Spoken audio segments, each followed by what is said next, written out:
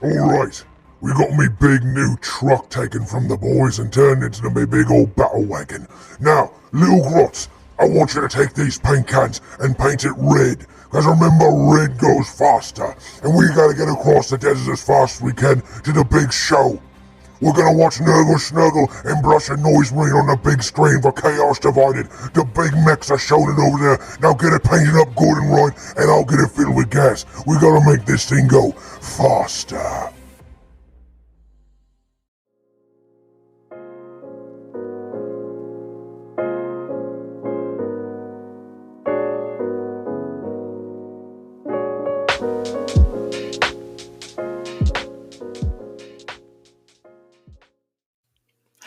Welcome to Chaos Divided, your weekly dose of wholesome hammer. If you're a fan of what we do, we hope you'll subscribe and follow us along. And if you'd like to support us directly, you can find us on patreon.com/Chaos Divided 40k. This week, I'm joined by the one, the only Warmistress, Tanya Gates, and we're talking about Age of Sigmar. Oh, I'm so excited. New edition on the horizon. And I like the things that I'm seeing. So I'm so jazzed to be talking about AoS today. That's very exciting because I you know what, we were talking a little bit about this earlier, and I'm feeling a little 40k fatigue, and fantasy's been calling my name for a while, I think. So I think this is the time. And for a quote this week, I don't so little about Sigmar that I could only think of what's on the beginning of the trailer, which actually has my interest piqued, and it's Sigmar lied. Well, maybe he did. I'm not a follower of Sigmar myself. My two factions are Ogre Maw tribes, so all hail Kragnos, the king of mortal wounding monsters. And my other faction is Night Haunt, so we try not to make Nagash too mad. That's fair. Yeah, I know some about Warhammer Fantasy, and then as soon as Age of Sigmar happens, I have absolutely no idea how anything works whatsoever. So, all right, let's go. I'm excited to learn a little bit. You know what? I think as a 40k player, I think the first thing everyone thinks of when they think of AoS and not understanding is the double turn. Oh, yes. It's so funny, too, because people who are not immersed in Age of Sigmar, like, grumble, double turn, grumble. And then anybody who plays, like, probably more than 10 games is like, heck yes, double turn, let's go. The double turn really is a neat mechanic that is really pivotal to how Age of Sigmar works. And I really think that sometimes, because I'm also feeling 40k fatigue, and sometimes it feels like you understand where the game is going by the end of turn 2. Like, who's won.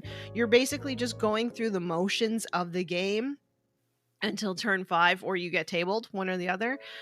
Whereas the double turn mechanic in Age of Sigmar really makes you feel like the momentum of the game could shift with just that one die roll, right? Like, maybe things are looking a bit grim, but that double turn, like the hope of the double turn, really makes you feel like you're still in it up until the very end, unless something catastrophic has happened. However, I find that those catastrophic happenings are way less frequent in Age of Sigmar than they are in Warhammer 40k. Is getting tabled common in Age of Sigmar? No, not in my experience. I can't even remember the last time that I got tabled in Age of Sigmar. Well, the last time I was tabled was followed by getting tabled again in 40k, so that sounds like a little bit less, just anecdotally.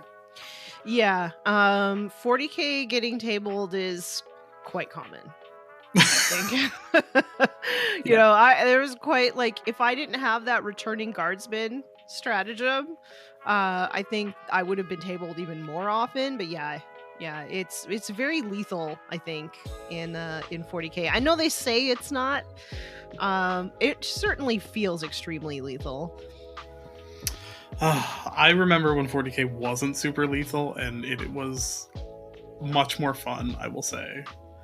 Yeah. I do feel like Age of Sigmar can be quite lethal, but it feels like everybody has access to that lethality, and the reactions that are built into the game make it so you can identify what the threat is, and you can respond to it, like, oh, there's this big thing, it's gonna charge me this turn, it needs a 6-inch. Well, I have a 1 command point reaction that I can do that, maybe I can move d6 inches away. Well, I will move d6 inches away, so maybe it'll be a 1. We always laugh like, haha, it's gonna be a 1 every time you roll it, but sometimes you do roll the 6, right? Which, in some cases might make that charge impossible to declare. And so you have a number of these different reactions that make you feel like you are engaged the entire time that your opponent's turn is going on. And they're universal. So everybody has access to that. And that's really nice because none of them feel like gotchas. So you say a reaction, so it's always in reference to what your opponent is doing? Yeah, so for instance, that one reaction, which is called redeploy, you can only spend the 1 command point if an enemy unit moves within 9 inches of your unit. Once they do that, then it triggers, you can spend the 1 command point and roll the dice and see how many inches you can move. That's cool. But you can also use it as more of like you can use it in really fun ways, right? So you can build a screen around an objective to stop your opponent from getting on, and then if they just move within 9 inches, then you might be like, haha, I'm gonna go back onto the objective. Like there's different things that you can do in order to play the mission. And all of the reactions just feel really fun, they feel really engaging. And I'm super glad to hear that they're staying in 4th edition. Just little tweaks here and there. I feel like the only 2 I know are All Out Defense and the fighting one. All Out Attack? Is it All Out Attack? I was like, is it actually that? Yeah, yes. And, I mean, that even sounds fun, just being able to be like, hey, I have a better saving throw. That feels good. Yeah, and I mean, you can only use it on one thing, so, choose wisely. Or maybe you want to hit back harder. Well, then you can't give yourself the armor save, right? So it's really, I don't know, I just really, really enjoy that aspect of the game. Maybe it's because I'm a defensive player too, so it adds a bit more defensive capabilities on. But it just feels a lot more engaging through all phases of the game. Well, I know, talking about being a defensive player, I feel like I've had to adapt to 40k, not being really able to play defensively. And yes. I'm finding myself more, when I got into 40k, it was 4th edition. And Tau at the time were actually a very durable faction. They had access to a bunch of war gear that made them actually able to withstand being pummeled from a distance and then unleash back out. And I mean, now Tau are made out of paper mache, and I actually don't like playing them because of that. Mm-hmm. But I'm liking this idea of actually having something that you can bring quality models to the table, bring something that's a big centerpiece, fun unit, and actually be able to protect it and actually have it get to do the thing, even if it's not good or it's not meta, but just being able to do the fun thing sounds way better than what we have right now with 40k.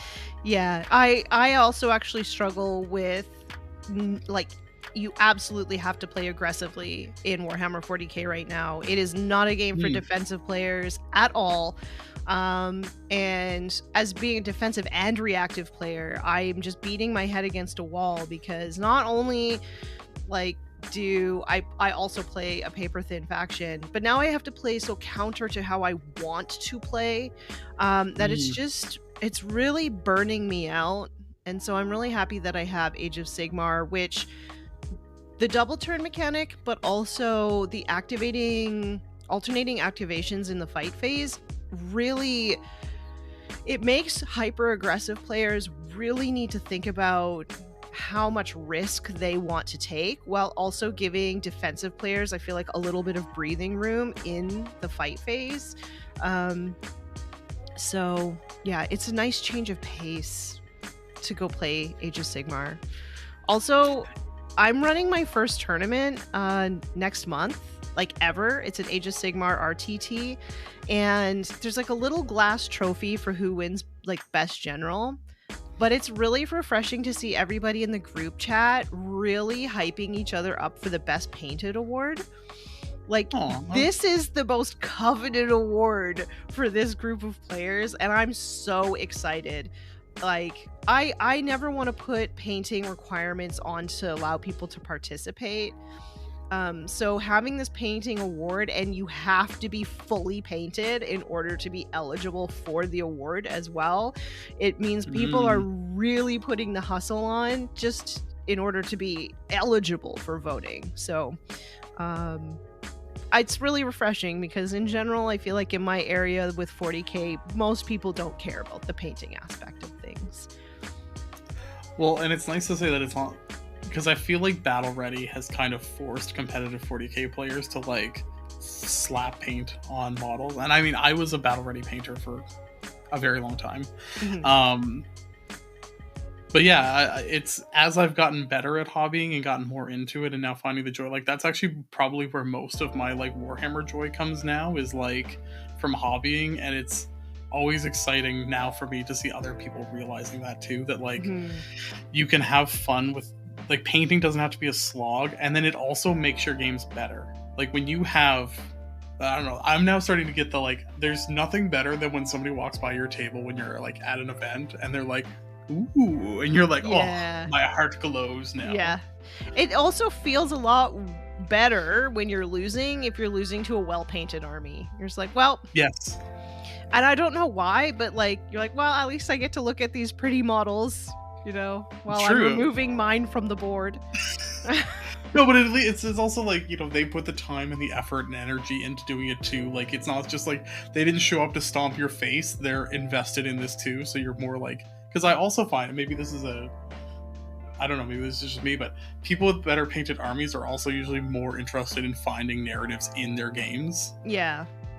Like, they don't tend to be like, you know, your top end competitive players. There might be some that are great hobbyists, but great hobbyists tend to be more like, you know, they might be a good competitive player, but they also have that kind of narrative backstop, and they're like, they want to see the 11-inch charge like come out, and like they want to see the like ridiculous like turn of events, and they're like waiting for the twist. Yeah. Like, whereas a competitive player is like, I'm gonna stomp you into the ground and I'm never gonna think about you ever again. Whereas like, I feel like if somebody's got a beautifully painted army, you're more likely to get the like the drama of a game.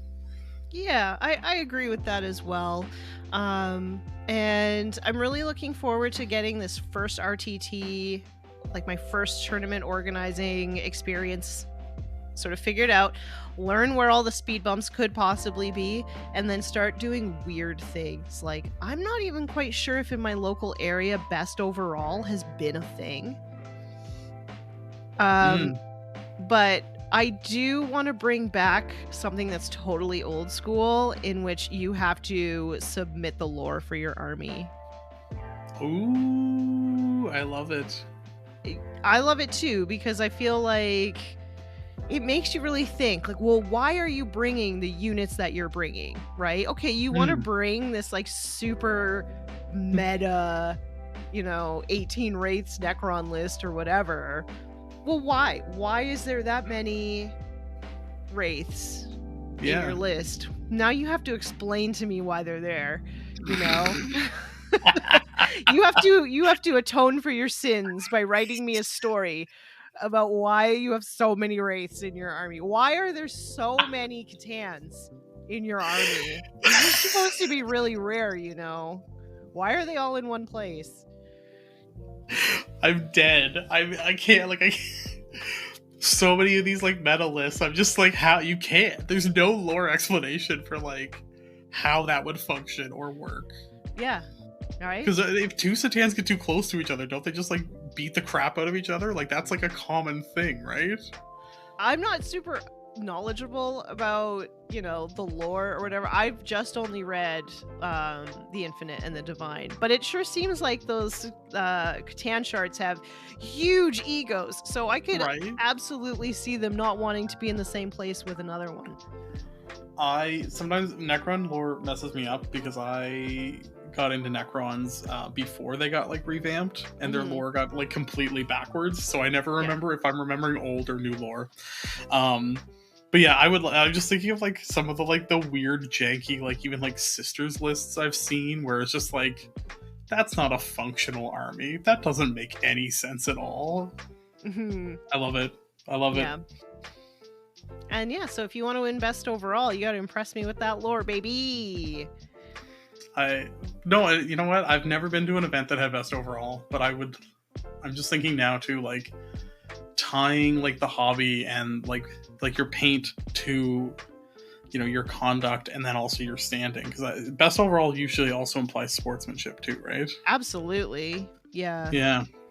I think sportsmanship should be on equal footing, at least with hobby, and probably also equal footing, like almost 30-30-30 almost. How well you play, how well you conduct yourself, your hobby, and then like 10% for your lore. Yeah, that seems right. Pretty... My math is right. 367. Yeah, no, that's 100%. Okay, it adds up. You didn't lose any along the way. No, yeah, it's like if you think about it as like, oh, your lore is like your battle ready. It's like you're just scoring those few extra points to put yourself over the top. Yeah, makes it worth it. And like I also understand that some people are not writers, right? So I think that I would have the lore submission be pretty open in your format. So like if you wanted to do a story, absolutely. You want to do a comic strip, that's cool. You want to do some like digital art, awesome. You want to do an interpretive dance, let's go. You know, it would be open for you to explain why you took what you took. You just have to do it. Now I'm just picturing like between like round 2 and round 3, the like interpretive dance section of a tournament. But like we will now have a 10-minute break for interpretive dance. Totally. It would be amazing. It would be amazing. Yeah. It'd be refreshing. It would be a refreshing change. Now, I guess going back to Age of Sigmar, do you find armies tend to be more thematic? So I can't speak to really competitive Age of Sigmar because my local crowd is, while there are some very amazing players, in general, those players are also amazing painters. So as much as they love to kick your butt, they also love to show off what they've just painted.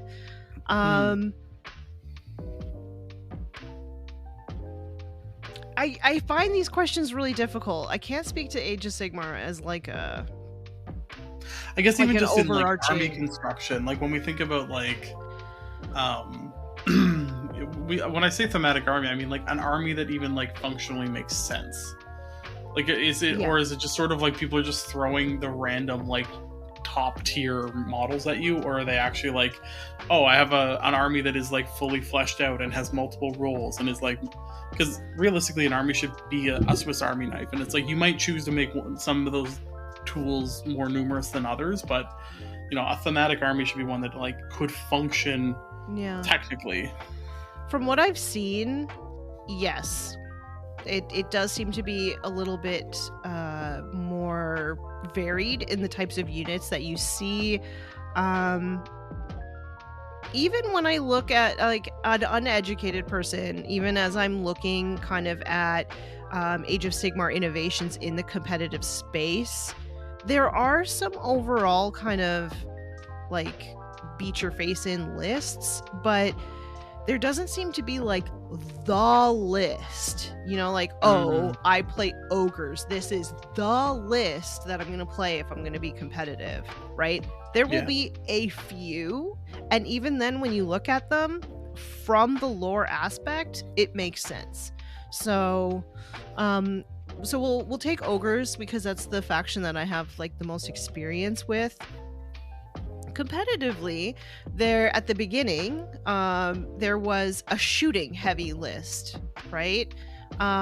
Which is kind of weird when you think about ogres, right? They usually Yeah. tend to be like a melee army, but there is a sub-faction that really specializes in shooting.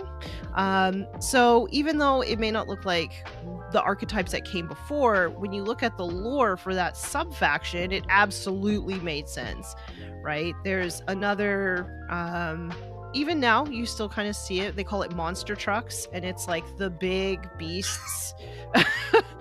And that makes sense for there to be like 4 or 5 big beasts on the table, because there is a sub faction for that. So yes, I do feel like there may be tough lists, but they are still thematic. They still make sense within the lore.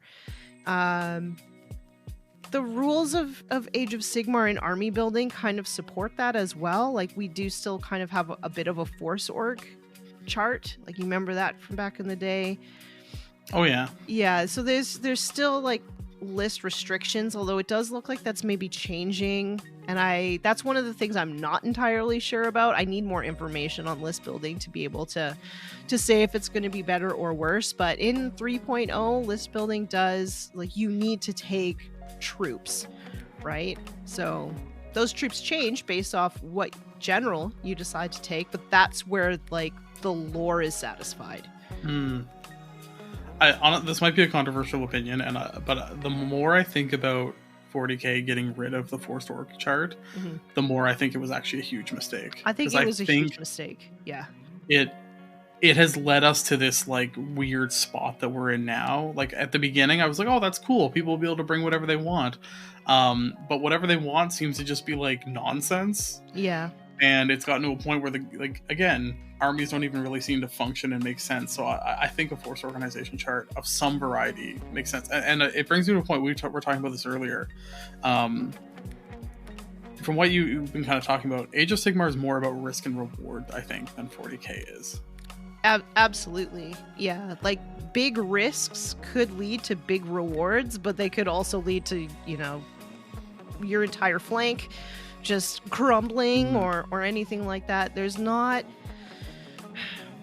Yeah, like if you want to charge on multiple fronts, that's a huge risk in Age of Sigmar, right? Because of the alternating activations. So you're going to have to really think about it like, oh, is charging 2 units the answer?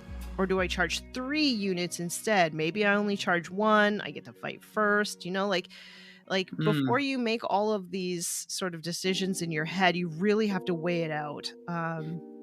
I love that. I love that, honestly.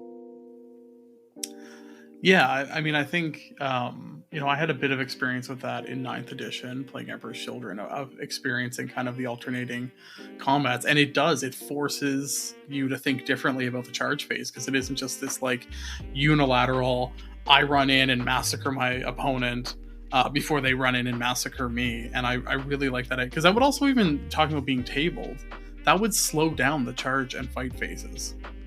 Absolutely. You don't want to have 9 charges in a turn, because in 4 of them you're not going first. That's right. Yeah, so you really have to sort of weigh it out. And I also really like the alternating activations because it keeps you engaged the entire fight phase, right? It's not really your opponent's fight phase, it's just the fight phase. So you all get sort of like... You all get the same opportunity to do damage on regular, damage on kind of a more equal footing, right? Yeah. Whereas when you play 40k, it's like, okay, I'm playing Blood Angels, I charge literally everything in, and then you're like, oh, okay, I'm just gonna sit here, I'm just gonna roll saves this entire time. Tell me when you're done, How many of my models do you need me to remove? Yeah, like if I have anything left, then I will get a small activation at the end of the phase, right? Yeah. Yeah.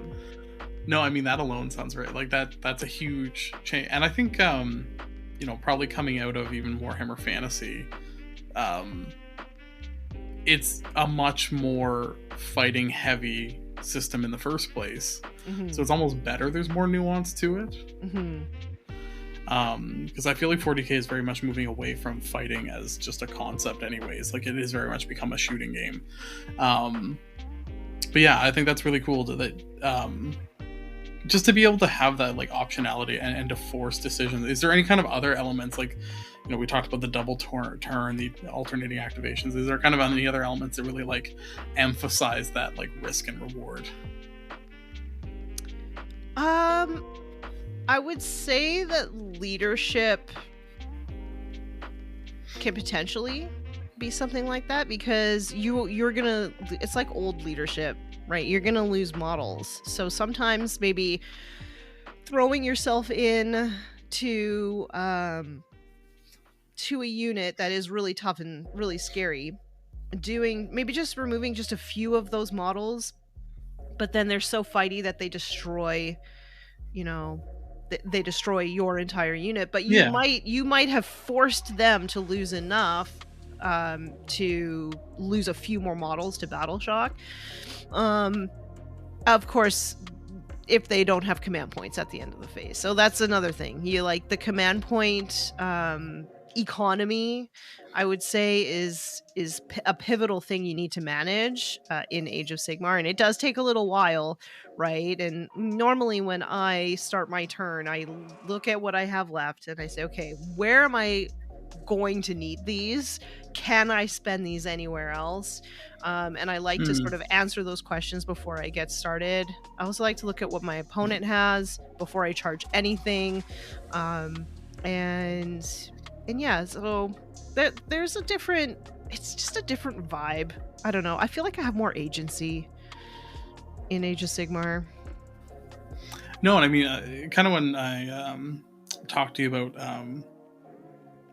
the idea for this episode, I think really like in the back of my mind was like, why should 40k players be caring about Sigmar right now? Because there's a new edition coming out. This is kind of like, as open as 10th was in the beginning, and accessible as it was, like Sigmar is about to have kind of the same thing. And I think, I don't think you and I are the only two people in the world who are maybe feeling a little fatigued with 40k, and there might even be some that are very fatigued with 40k. And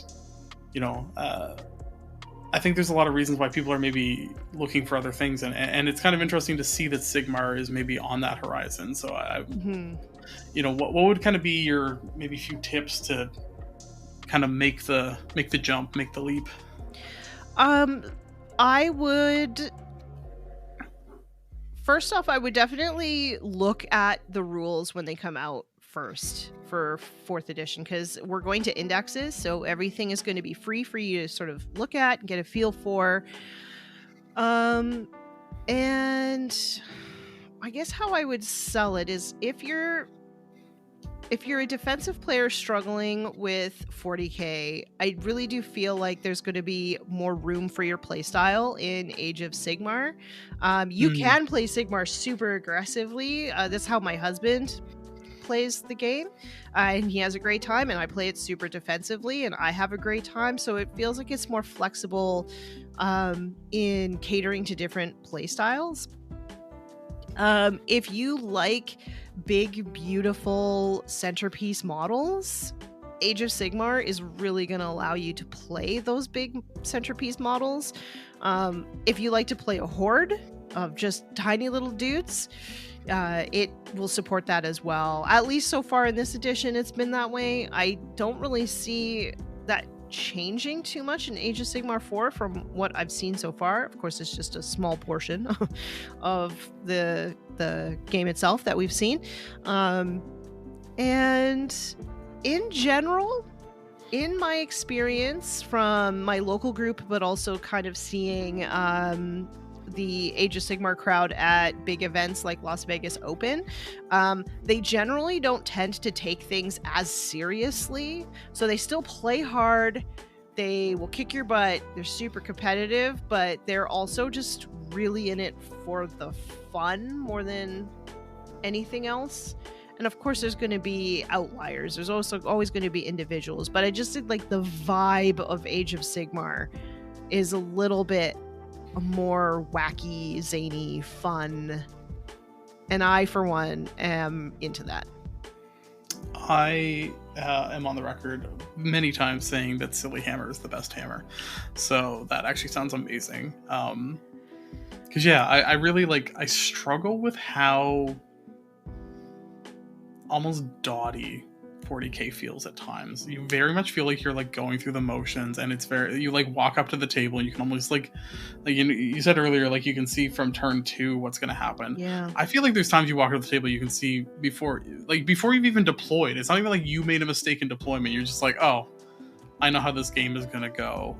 And to just like not to have that like almost air of mystery and air of fun of just like, ooh, what's about to happen. There's so many ways for this to go in any different direction that even if like, you know, we were talking earlier about like hard counters. Like, does Sigmar have hard counters? I think so. I think maybe the counters aren't quite so hard, but like some factions are really susceptible to mortal wounds. Most factions are. What would I think? With my ogres, because I have to sort of close the gap, I'm pretty fast, but my armor is real garbage. So if I go into a faction that has a lot of shooting, so like even if there's not a lot of rend on it, but there's just a plethora of attacks in range, that's a pretty hard counter for me. Also, all my models are really big, so I can't really hide them as effectively as some other factions might be able to. So that is a pretty hard counter for my army, but at the same time, I also have things built into my army that can help with that. So, for instance, it's going to be really difficult for those armies to come and just steal objectives from me. They have to remove me from them because my models count as more on objectives. So my big monsters, they count as 10 on an objective. So you're going to have to throw 11 models on and then onto an objective and then not die in order for you to take that from me. And my range is pretty good. So yeah. That's okay. Because I'm thinking I have some Slaves to Darkness models, and I know like I'm pretty sure that entire range doesn't have any shooting. Like that faction in general is just like shooting-less, other than like maybe some magic. Like there is no archer in Slaves to Darkness. Yeah, I mean I have 2 shooting units, and one of them is actually better in combat. Okay. So I mean, yeah, I think that shooting is a little bit more rare in Age of Sigmar. Like there are some factions that do it very well, but most factions just don't really have any. So you don't have to worry about like a Tau or like a Votan or Guard who are just gonna like shoot you off. Not that Guard shoots anyone off the table anymore, or I guess Eldar has become a shooting army. I mean, the factions that shoot really well are Daughters of Cain. It's always elves. And Lumineth. They kind of have really good shooting units. Although Lumineth in recent in the most recent sort of balanced data slate dealio, I think, is not doing so well. And then yeah. Caradron Overlords are also a mainly shooting army. But I do think that they were fixed this edition. Their last battle tome before this one, it was really difficult to play against them. And yeah, because you couldn't really tie them up in melee, so they could just like basically deep strike in and shoot whatever they wanted. But now, if you're tied up, like you're tied up, you can't leave. So maybe that might be helpful for folks to kind of know. Like we're talking about factions here. Some of them are very much kind of like like Warhammer Fantasy and Warhammer 40k, both kind of like sprung from the same well, we'll say. So there's a lot of like similar factions. But I know with Sigmar, they renamed them all, and now their names are a lot more like, they're not as immediately apparent. Like, Wood Elves became Sylvaneth. Yeah. Whereas like Wood Elves, you're like, oh, they're Wood Elves, they do Wood Elf things. Whereas like Sylvaneth is like, you'd have to even know that word's related to trees to know what they are. What's kind of the lay of the land of factions, and what are maybe some like, what are kind of your like if you like maybe like Marines in 40K, what's kind of the equivalent to that? Kind of like what are kind of your similar vibes? Similar vibes. Okay, so we do have orcs. However, it's really difficult to play them as like a green tide because they tend to be a little bit more elite unless you play Cruel Boys, which don't play like orcs at all, right? So Okay. So Cruel Boys have a lot of, they call them dirty tricks, right? So they're sneaky. They have dirty ploys that they can do. They have like weird, they actually have okay magic. And they do a little bit of shooting. So they've got this this bow that does mortal wounds to monsters. It's very good. But they're also paper thin, like orcs, right? And then the Iron Jaws are like, so I guess I would compare them in lore more to goblins, but they do more damage. They're like better than goblins. Okay. And then the Iron Jaws are like big, meaty, multi-wound orcs. So when you think of melee-focused, big, muscular dudes, it's like the Iron Jaws faction. And they're more like mega knobs, I guess, kind of. Okay. Like they're big. Like knobs and mega knobs is what they would be like. And then they have big beasts as well that they can ride on. So my husband and I affectionately call one of them the Angry Cabbage, and it's his favorite. I think it's, I don't remember what it's called, but it's just like this big dragon thing, and it can clear the board in the first turn. You can juice it up to get a first turn charge. It will kill whatever it reaches, but then probably just die. So that's like that risk versus reward, right? Maybe I can trade this for their big scary thing, and it'll like allow me to play the mission.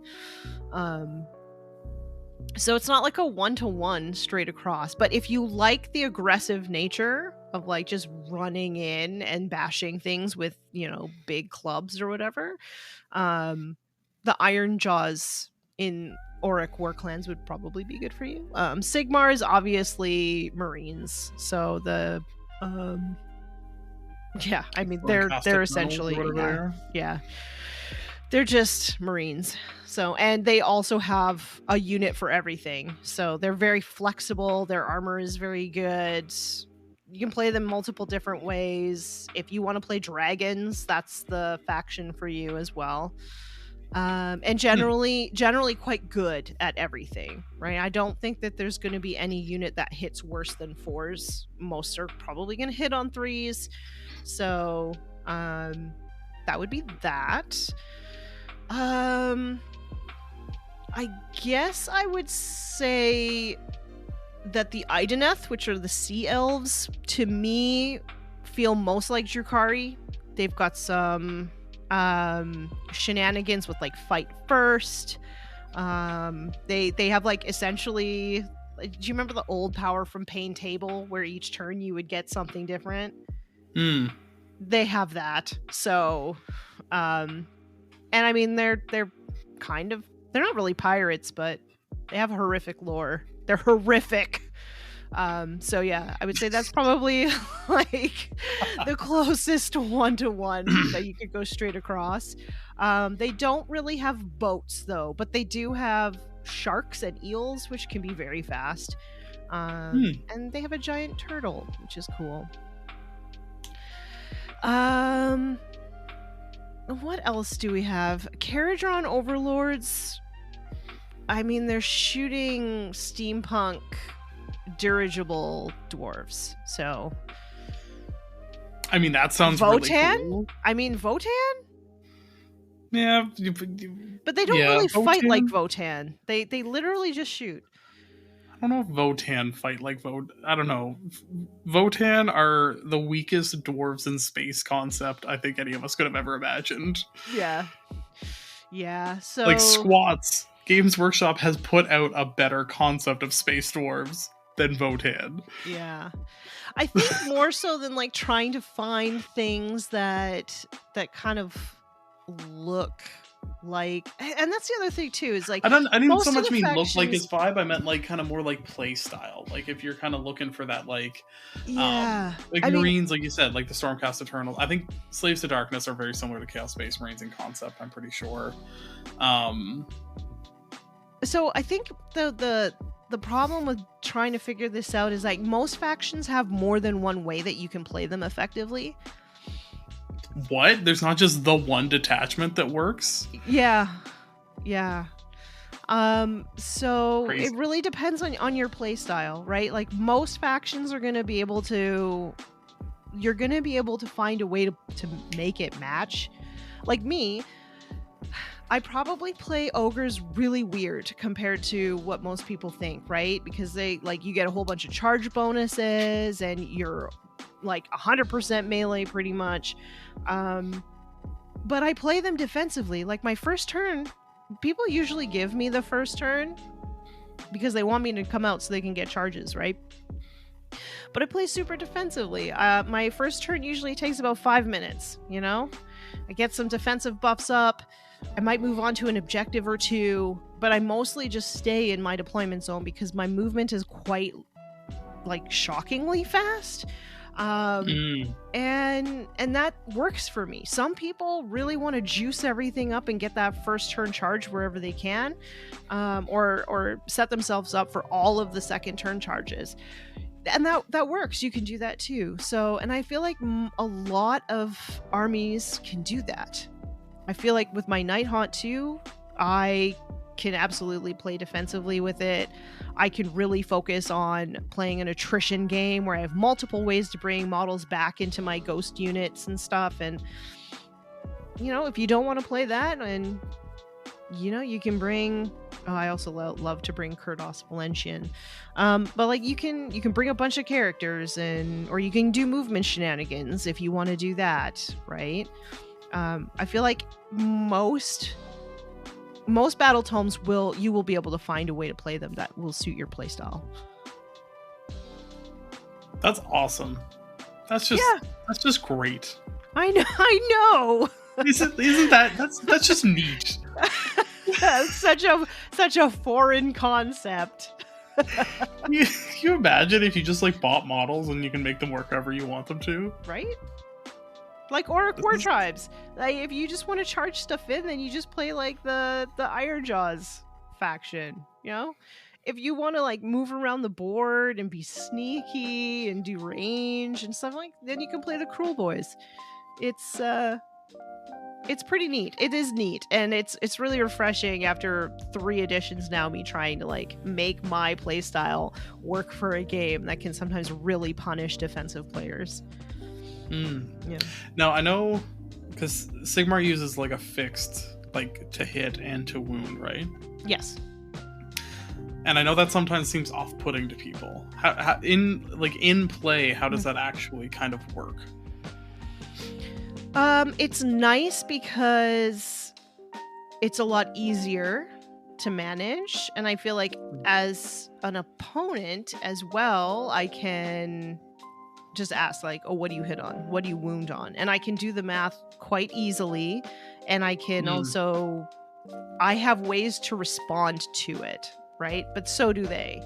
So most things where it's going to be a bazillion attacks are going to wound worse. So 4s or 5s generally, and then if they want to make it better, they're going to have to spend command points or juice them up with magic or, you know, something like that. You really have to sort of think about how you're going to use those trash units to actually get the damage through. And rend is a huge thing too. So a lot of times those units that are gigantic, there's different ways that they kind of balance it out, right? So they oftentimes their reach is really bad, which I know that this is something that's going away in 4th edition is the reach, but that is something that has really been used to sort of balance the game. So if you've got a little clan rat or whatever, it might have like 1-inch range. So even though you've got, you know, I don't know, 20 in a unit or whatever, not all of them are going to be able to attack. So yes, technically they all can wound my big Frost Lord, but probably not all of them are going to be able to get in. Whereas my Frost Lord has a 2-inch range on some things. So if you have a unit just sort of tucking around the back or whatever, I might be able to just target that character or something like that. So there are balancing things for sure. And like rend is a huge deal. If you have a lot of attacks and no rend, well, I'm going to get all my saves. And I've got ways to juice up my saves as well. So yeah, I think that there are definitely ways that you can balance it out. It doesn't feel as bad when you're playing it generally. So well, and I think that's what people worry about is like, you know, you worry about getting like swarmed by like a bunch of goblins who are wounding on 5s or 4s, and you're like, well, they shouldn't be able to destroy my big monster. But if you're saying that isn't a super common thing anyways, then you don't have to worry as much about it. Yeah, and I mean, like, at the same time, if you don't want, like, if it's a giant unit with a lot of attacks and you don't want a lot of those coming in, well, you can use terrain to sort of, like, funnel all those little dudes into just one little point on your big base or whatever. Like, there's different things that you can do to stop all those attacks from coming in. Like I said, it just feels like there's more agency. So, I mean, if they're all blobbed up in a big group on the line and you just charge straight into the middle, like that's going to be probably a bad time for you. If you charge in on a flank, because it's only a 3-inch pile in, that's going to be a lot easier time for you. Oh, so movement matters in the charge phase. You don't just like smash into things and kill them to death. I mean, you can potentially, but like it's really hard to get through like more than 20 wounds. Like some factions can do it. Like my Frost Lord can do it, but I've got some profiles in his fighting that are random. So it's never a guarantee how many. So like for my last attack, it's never a guarantee how many attacks I'm going to get for that. Right.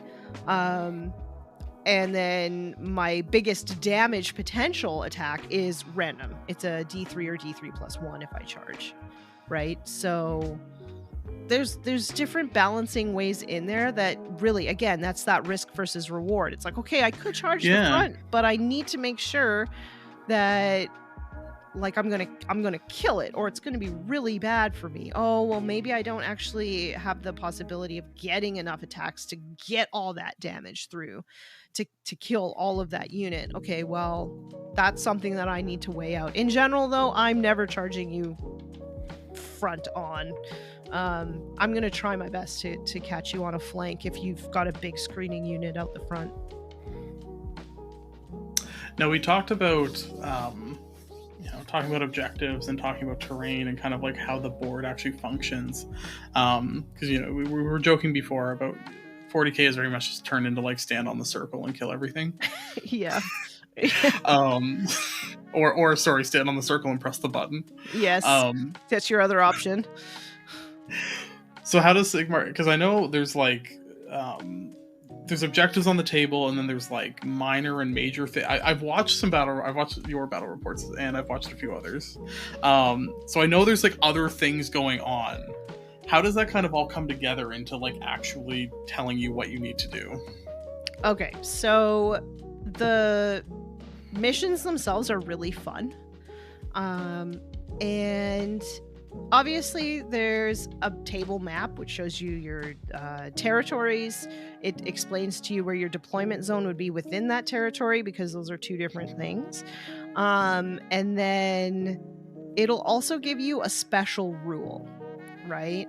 And it's a thematic rule that kind of goes along with the mortal realm that the General's Handbook is in that moment, as well as what they're trying to like narratively get across with the mission. So for example, there is one mission where there's 6 objectives on the battlefield, which you're like, wow, that's a lot of objectives, right? but you can only collect points for that objective if you have not been on it for more than like 2 consecutive turns. So like you can collect the points the first turn, and then you could collect the points the second turn. But if you're still there on the third turn, you've siphoned it dry. There's like no power left on that objective. So it's like a resource management strategy that you almost have within this game. So like, are you gonna sort of pick a flank, siphon off all of the energy off those, and then they're done for the rest of the game? Or are you going to be more mobile and you're going to jump on it this turn, and then you're going to jump on another one, and then you're going to jump on another one, maybe go back to that first one? Like, it sort of, the missions themselves are more dynamic and interesting like that. So that's the first way. That's your primary mission. So that's how you're going to score.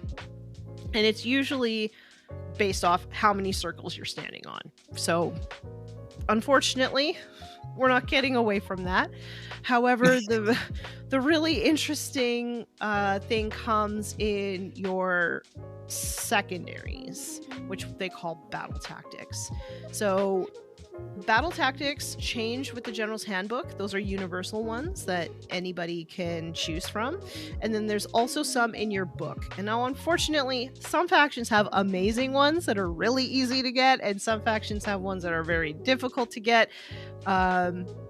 That's just the nature of things. They do tend to be narrative in some way. So even though they're really easy, like, still kind of narratively makes sense that you should be able to do that. The interesting thing about battle tactics is you choose one at the beginning of your player turn. You have that turn to try and complete it for 2 points. If you don't complete it that turn, it's done. You can never choose it again. You have to choose something different on your next player turn. So there is even like tactics in choosing what you're going to do when, right?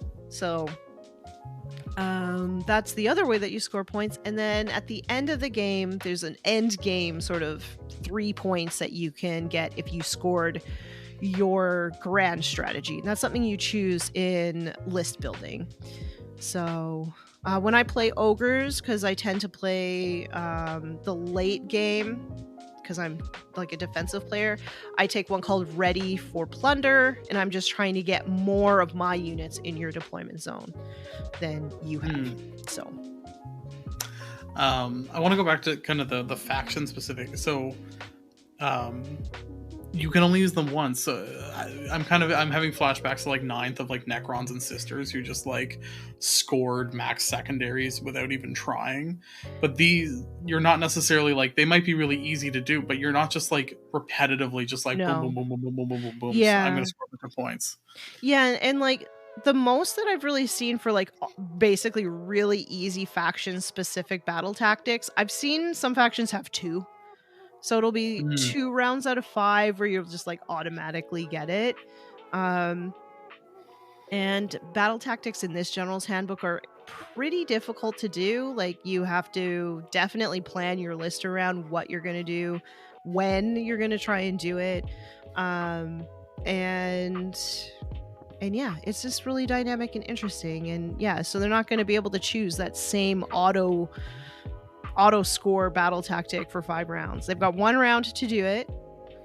So yeah, you might want to do it early or end game, but usually not in the middle. The middle is usually where you'll have more opportunities to do things, right? Because you've got more combats going on, you've got more opportunities to charge, so there's going to be more opportunities to complete the harder battle tactics in the middle. It's really sounding like, I feel like a common complaint levied against Sigmar is that it's too simple. But it's really just sounding like the complexity is not in the same places that it is in 40k. It's not necessarily like your data sheets or what are they called? Battle scrolls or whatever they call them in Sigmar. It's not necessarily like, oh, they have super dense, like, you know, unit sheets.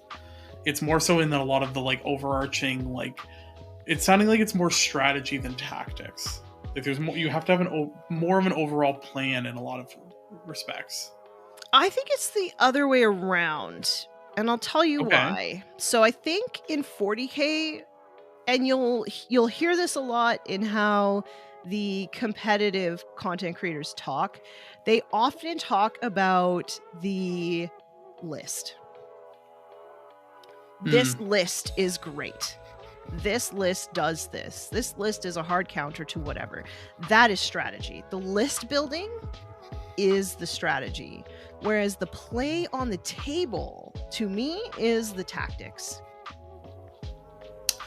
Yeah, I guess when I say strategic, I mean more like having to adapt and like, because you don't change a list once you've started the game. Correct. So there's not really any like thinking on that. When I say strategy, I mean more of the overarching, like you have to have a plan 2, 3, 4 turns ahead of you. Mm-hmm. That's kind of part of your strategy, and that's part of more of your, like, you need to know, okay, what are the tools in my toolbox? And the tools in your toolbox, is sounding like, isn't just the list you bring. It's also the secondaries you have access to. It's more dependent on what the mission you're actually dealing with and how your list fits into it, rather than trying to fit a list in that's just going to like curb stomp your opponent and then you'll score points afterwards. Right. Yeah. You definitely so it's not like there's more action at the table. Yeah, like you definitely want to spend your first turn or two kind of thinking in the back of your head, which battle tactics am I going to choose in turns 3, 4, and 5? Yeah. Essentially, like, what am I going to have left? What am I okay to sacrifice now to score things? Whereas what do I need to save late game in order to continue scoring points? But yeah, in general, I feel like in my experience, the player across the table from you means a lot more than the list, right? So I don't know if you've noticed this, but there might be some newer players in 40K who just grab whatever the list that is easy to play and is super effective, and they just do that, and they can win games. They can lose games, but they can win games. And sometimes you'll be a more experienced player, and maybe you're just bringing whatever you like. Maybe you're a thematic player, but you're still, somewhat accomplished. And you'll sit across the table from this new player, watch them make a ton of mistakes, but because of the list that they brought being really tough or really killy or whatever, they don't get punished for it, right? Whereas I feel like in Age of Sigmar, that happens less. Sold. Right? Because like, even some of the best players of Age of Sigmar right now, like I'm just thinking of like the Trentinelli brothers. One of them plays Nighthaunt, and even when Nighthaunt was like bottom of the barrel, like worst faction ever, like still winning tournaments consistently because he's a great player, right? And I feel like you'll see that more in Age of Sigmar than you will in 40K. Well, I think we did see that. Like the beginning of 10th, Eldar won almost every tournament. Yeah.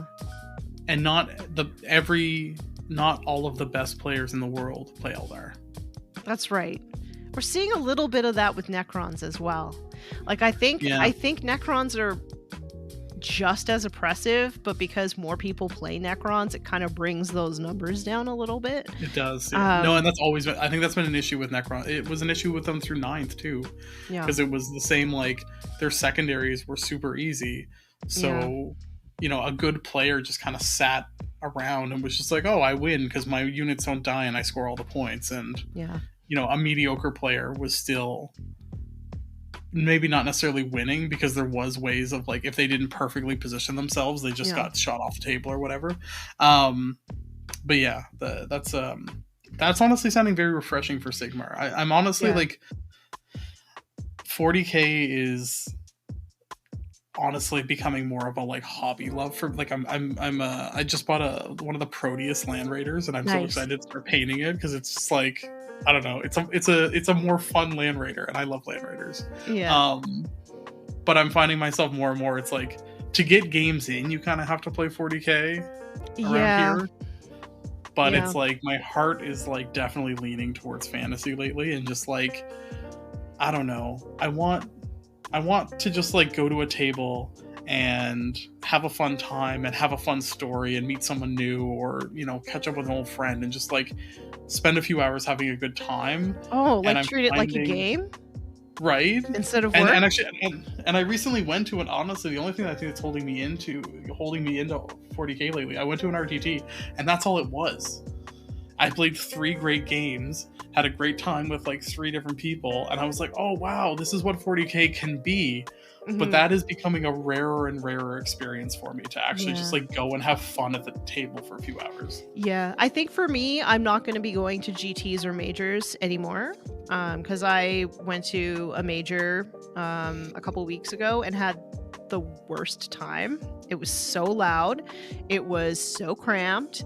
The tables were end to end, which I hate, because like sometimes the deployment zones mean like I'm not going to be able to really get down and like look to see. Like I'm relying on my opponent to like help me, right? Yeah. Move my models, because I'm not going to walk all the way around the big long like Yeah. line of tables to go take a look. And I really dislike that. But and then on top of that, it was just like every matchup that I had felt like it was a hard counter for me, and I was like, okay, I feel like there's no point in playing this game. So I would rather not spend the money. I would rather not travel. I would rather just hang out, play 3 games, go home, and do literally nothing the next day. Playing 6 games in 2 days is too much. It's too Now, much. you Like, did if say you're competitive and you love it and you would like grind out 10 games in 3 days or whatever, like all the power to you. I'm old. I don't want to do that anymore. My back doesn't want to do that anymore. I'm over it. Yeah, I did a GT once that was a 4 and 2, 4 Ugh. rounds. That was I could barely walk the next day. And that's the other thing. It's like I have to manage my body, right? I have 2 main structural issues with my body that require maintenance, right? I go for walks every 4 hours when I am at home. I can't do that at a tournament, So I have to make sure that I medicate the night in between these 2 days. I got to make sure that I am sitting as much as possible. I'm hydrating. Like it's a lot to manage, on top of I have to keep all these rules straight. I gotta make sure my opponent's not trying to cheat me. I gotta help my opponent because like he can't walk across the table, so I gotta make sure that I'm doing all my stuff to make sure that he's out of line of sight. And it's like it's so much to keep in your brain all at once. It's too much. 40K, you are too much. No, you did say if I came for that tournament next year, you would go to it. So I might. I mean, if you think it sounds fun, I might just be in the Age of Sigmar hall though. Just. I'll just pop in and be like, "How's it going?" Maybe I'll fly all the way out to just play Age of Sigmar then. They had 60 people at it. It was pretty big. Yeah, it was pretty big. I've never been to a 60-person tournament, period. Oh, the Warhammer 40K side was 170. Yeah, no. It was loud. Actually, there's a tournament locally that just got a golden ticket, and it's a 60-person GT, so... Wow. My next event that I'm going to is a team tournament. I hope they have beer. That's going to make everything so much better. Yeah. Warhammer is better with beer. It is. It is. And we were the first team to get all of our lists in. And so we got a little gold star from the tournament organizer, and we're like, all right, boys, we won it. Let's drink beer. You got the award. You got the trophy. Well, we're team participant. Our logo is a green participant ribbon. So we got a gold star. We participated. We won. Where's the beer? There you go. Yeah. And you'll go, and it'll probably be your favorite tournament of 10th. There's a very good chance that it will be, also because I get to go home and sleep in my bed, which is great. Sharing hotel rooms with guys is fine, but yeah, I don't know. There's just something really nice about my bed, not a couch, just my bed. Yeah. Yeah. I used to stay in the city for tournaments, and I would rather drive 2 hours each day than. Yeah, I'm in the same boat. Yeah, I'd rather sleep at home. Like it's 1 hour each way, so it's like 2 hours of driving. It's like it's not too much. Yeah, it's going to be about a 30-minute drive for me for this team thing, so it's not too bad. Yeah, that's great. Yeah. If I could play Warhammer 30 minutes away regularly, I would be very, very happy. You don't even get to do that? You don't even have like a local game store within 30 minutes? No. I'm spoiled. Nope. There's 2 in Halifax, and then there's 1 in Sackville, New Brunswick, which is about an hour and a half away. Dang. So I can travel to another province, and I do actually. Actually, honestly, those are also some of my favorite tournaments. It's definitely way less competitive, and you can just bring like fun lists, and that's where I played against like 150 Gauns, which was just like the best game of 10th I've had. Yeah. I think my favorite tournament experience that I ever did is I ran, for my birthday too, I ran a doubles Age of Sigmar tournament where everybody had to submit like their wackiest team names, and then we put them all in a hat, and then we randomly matched up the pairs for doubles. So we literally pulled names out of a hat and like, that's your team, that's your team, that's your team. And then we randomly drawed them a name as well. So I had this like little board where I was keeping track of all the scores and things, and it was just super wacky, and you couldn't min-max because you didn't know who your opponent was going to be, right? So it was a lot of fun. I could see myself running that format again. That does sound like a lot of fun. Yeah, and it wasn't really a tournament because it wasn't really open. It was like my birthday party, so I invited specific people for it, but I think that it would work equally as well as just an open tournament format. As long as everyone's into it. I don't know. All it takes is one person to just kind of be like a twerp about it, and it gets a lot less fun, a lot more quickly. But I feel like that kind of person doesn't want to be randomly matched up. You know what? Never assume. There's always That's fair. There's twerpy people that do. I mentioned this on another episode, but I had like my first big like gatekeeping experience recently, and it was around the old world, and I was just like, ooh, and I was like, why? There is so few. It was at a tournament. I was playing 40k, walked over to like the old world section, and was just like chatting with some of them. One guy just like talked down at me the whole time and was just like blah blah blah, like and I had to like put him in his place, and I'm just like, this is gross. Like there are 6 people over. Did you tell him that? No, I put him in his place, and then he kind of stopped talking. So he kind of did he was like, oh, what did he say? He's like, oh, you might like the simplicity of 40k, but I prefer the like complexity. And I was just like well, first off, bud, I've been playing 40k since 4th edition, so no, I just like 40k because it's a fun setting. And second, like, no, just like no. Ew. Right? I'm like, but again, it's like there's 6 people in this tournament, and you are gonna try and shut down a 7th? Like, really? Right? I don't know why. But I always kind of felt like, because back when I started 40k, Old World was Warhammer Fantasy Battles. It was still a thing. Yeah. It was just about to be canned, but it was still a thing. And I always found that like my worst experiences in online spaces, like online Warhammer general spaces, was with Old World players.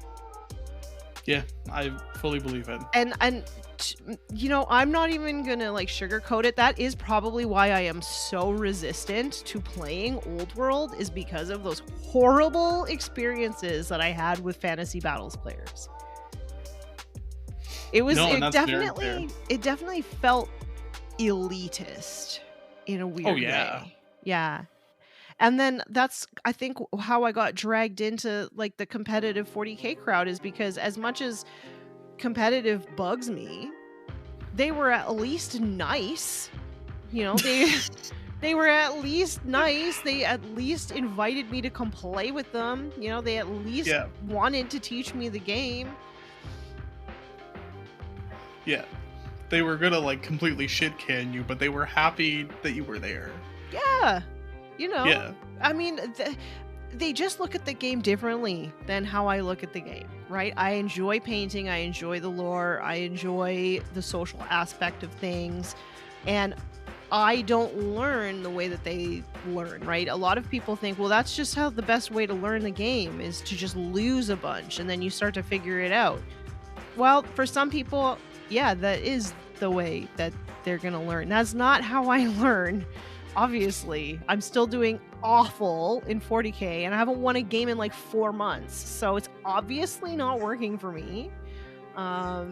Just go get Eldar and just like pew, pew, pew, pew, pew, pew, pew. Ew. Right? I'm not like look at me. There's nothing about me that says Eldar, right? I am an ogre in my heart. I'm angry. I'm hungry. I just want to hit things with a pan. That's it. That's fair. No, no. I don't know. There's people that would meta chase and be like, "Oh, my faction sucks, so I'll just like go get a completely other faction just so that I can experience what winning is." And I don't know. I would rather lose a bunch and have a fun games than. I don't want my opponent to feel like how I feel right now at the table. That's why I stopped playing Tau. Yeah. Because in order to play Tau, you just have to like run around like an idiot and shoot everyone off the table in order to score. Yeah. And I mean, I haven't looked at the new codex because I've become so far removed from Tau. But that's why I stopped. That's why I was like, I want an army that is both engaging but also engageable.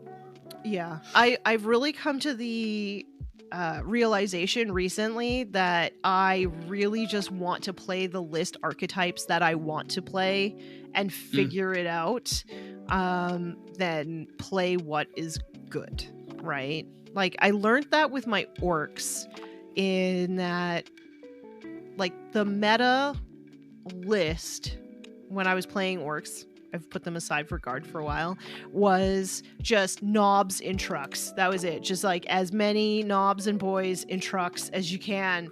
And I'm looking at that, I'm like, that is so much work for my back. I can't do it. I literally just, I cannot do that. And so when I went to, last summer, I went to a tournament and I was like, I'm bringing my big stompy robots. I don't care. Like, let's go. Morkanaut and Gorkanaut, let's go. And I had a great time. I had a pretty good showing for me at the tournament. And then I was like, yeah, I just need to do what I want to do. So, but yeah, after this, because now I'm going to have a book. So after this team tournament, if I play 40k, I'm going back to orcs. I'm just going to do wacky, zany orc stuff.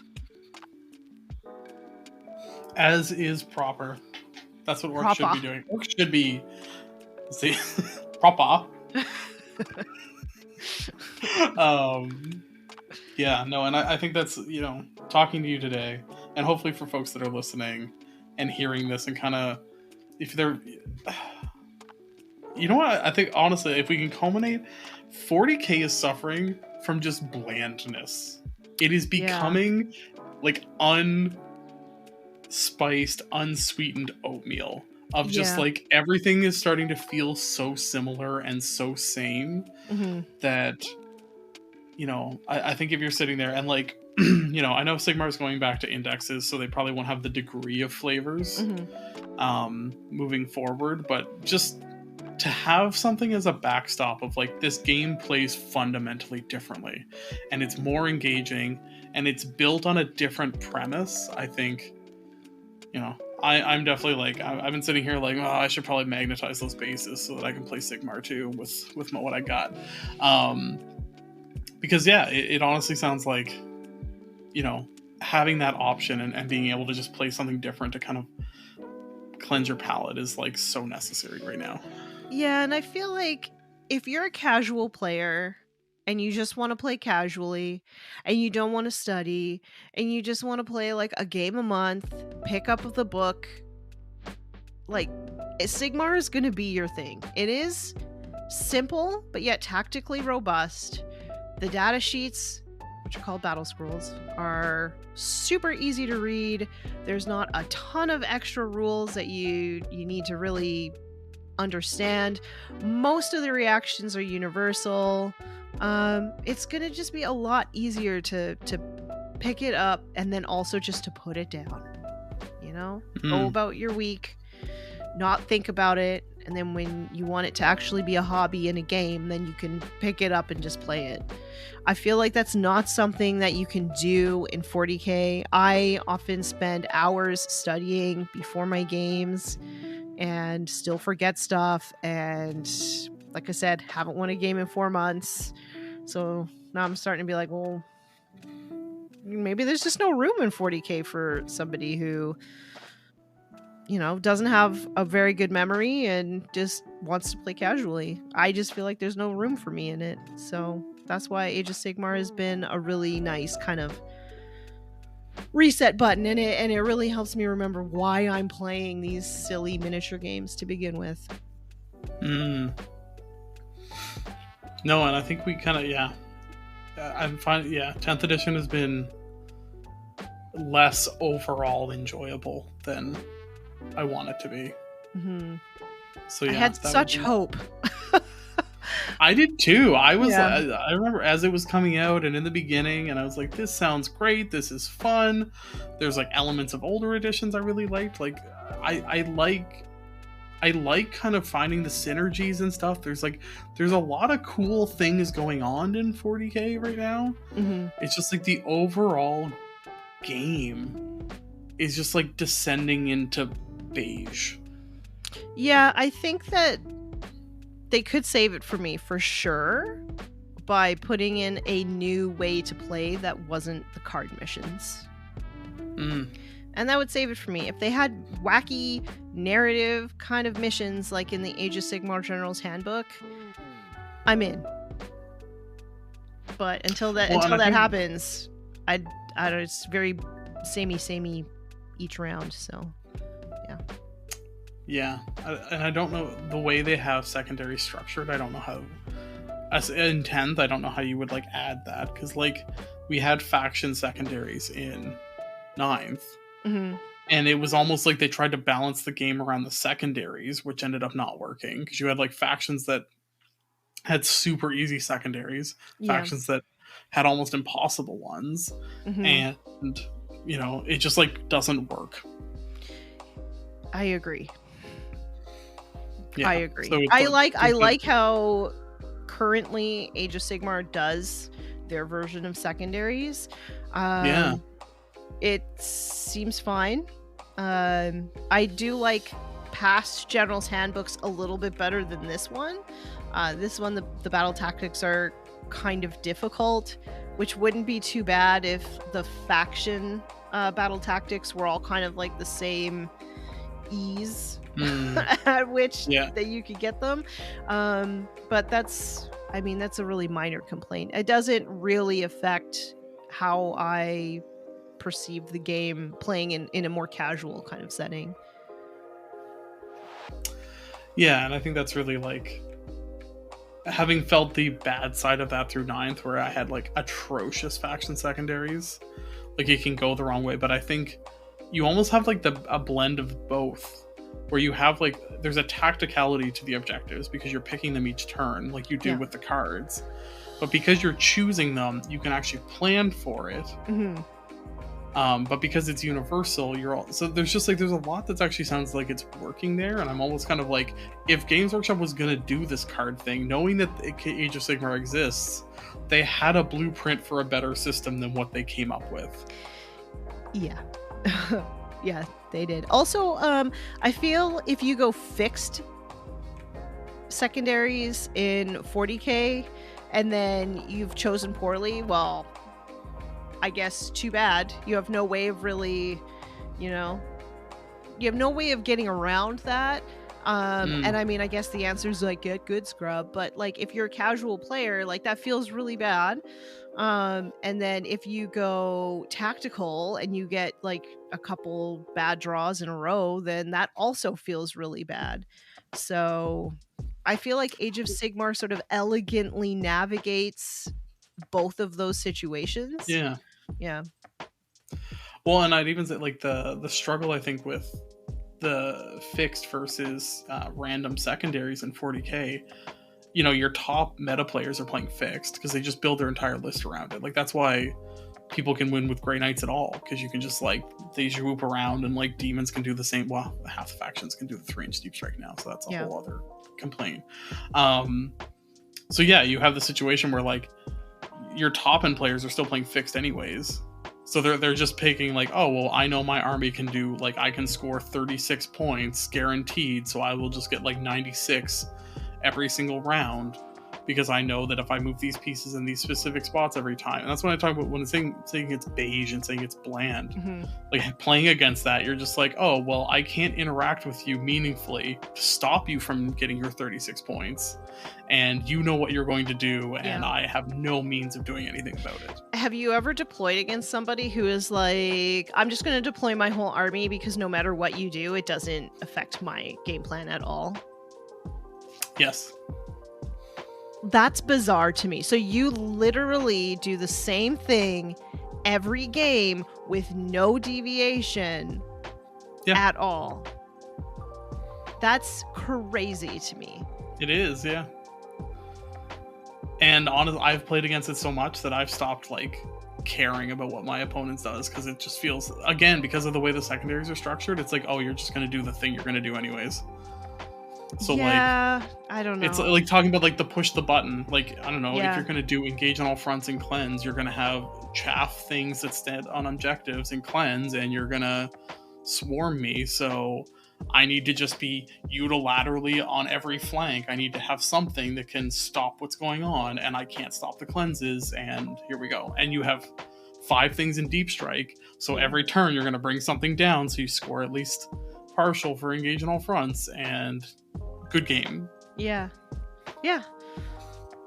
It's basically it. Like, I'll be standing at the table and be like, there's literally nothing I could do. Yeah. Yeah. And so many of the missions now only require you to be on 2 objectives, so even if you're like trying to sweep them off objectives, they don't care. Yeah. They're just like, oh well, here's my swoop thing, here's my like biovore spore mine, score engage on all fronts again. I have never once playing Age of Sigmar met somebody who did the exact same thing every time. But I mean, there's also a reason for that, right? Because the way that Age of Sigmar matched play works is you roll off, right?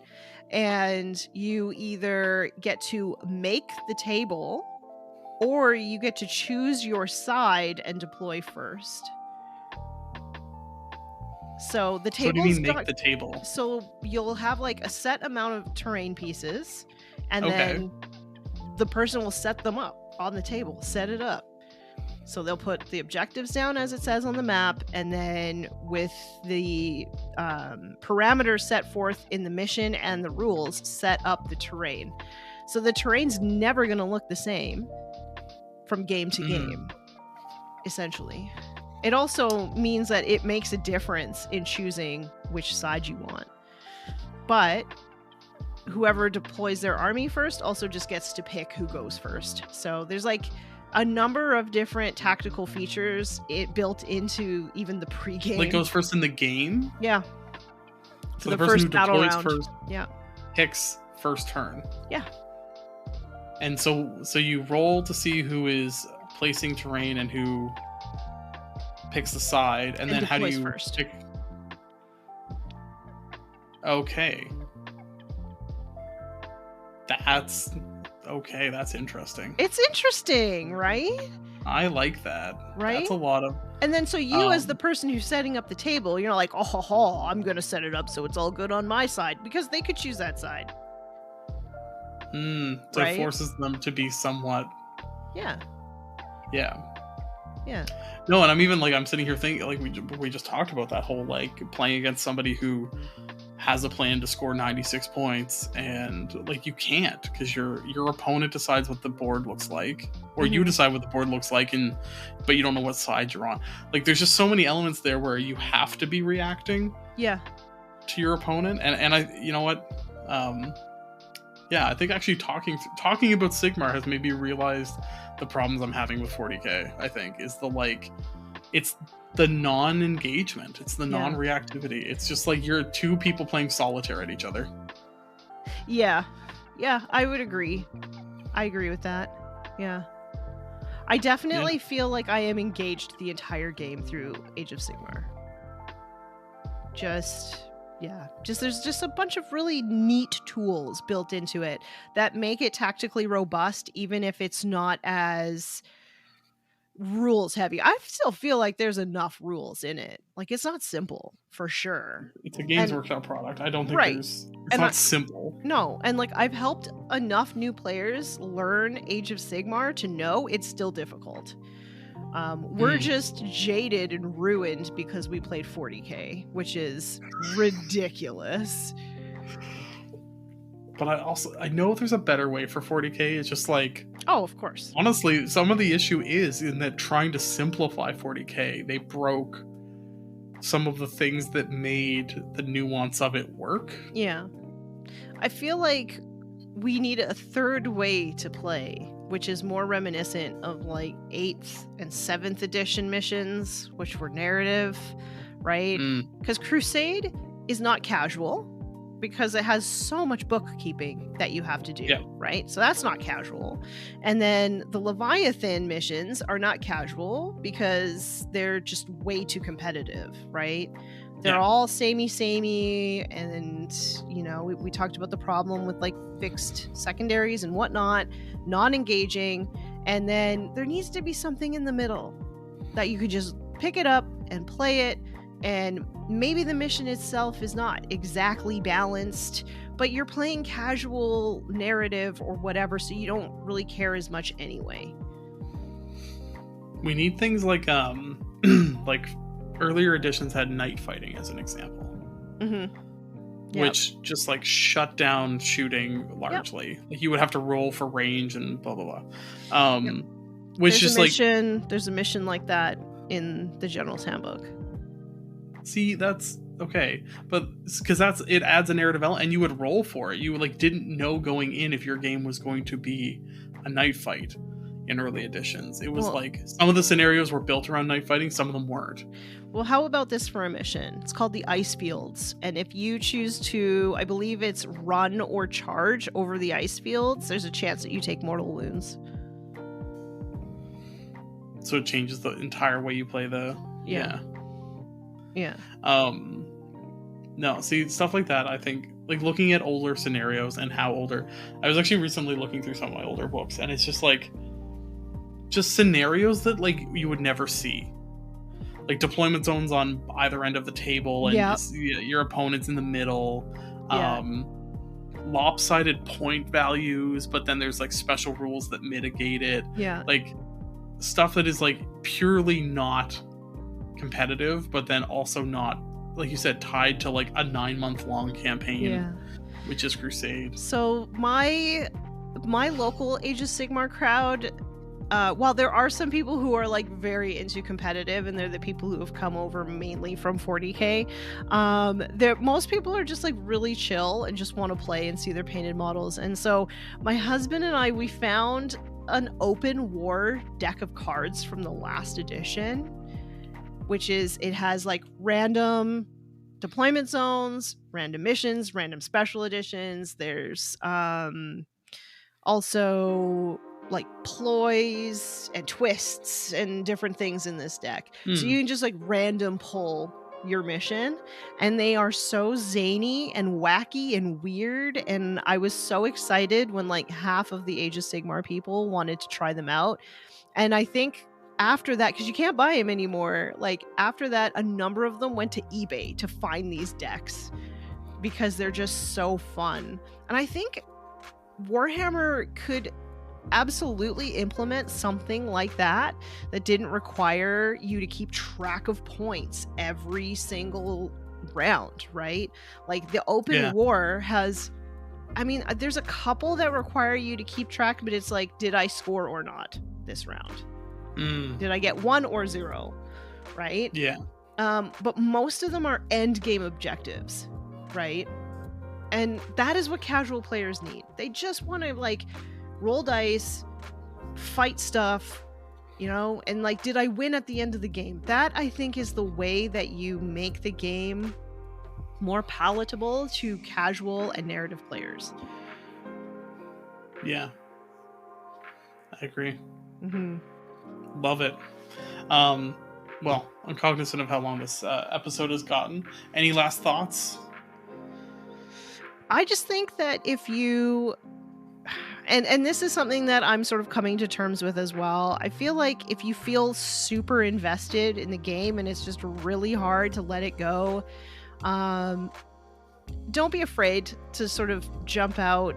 So if you're feeling really invested in the game and like it's very difficult for you to sort of let it go, don't be afraid to look at other games or even to just go back to your painting desk, just paint for a while. I feel like this game is a huge part of my identity at this point. I'm having a hard time putting it aside, but 40K just really isn't that fun for me right now. I'm not saying it's going to be unfun forever, but there are other things that you can sort of fall back on, and yeah, don't lose hope. It is completely in James's power to add some seasoning to this oatmeal. We could do a little brown sugar, a little sweetness, maybe a little cinnamon. You know, it can be elevated quite easily. Yeah, and I think too, just if you're feeling a little downtrodden, just know that you're not alone. In my journeys, I have found that I actually think we're the majority. The people who feel that this edition is just not for us. I do think that the majority of us feel that way. So don't feel like it's going to be like this way forever, and don't feel that you're all alone, because you're not. Literally a decent chapter approved, I think, could solve quite a few of the issues we're all having. I agree. Yeah.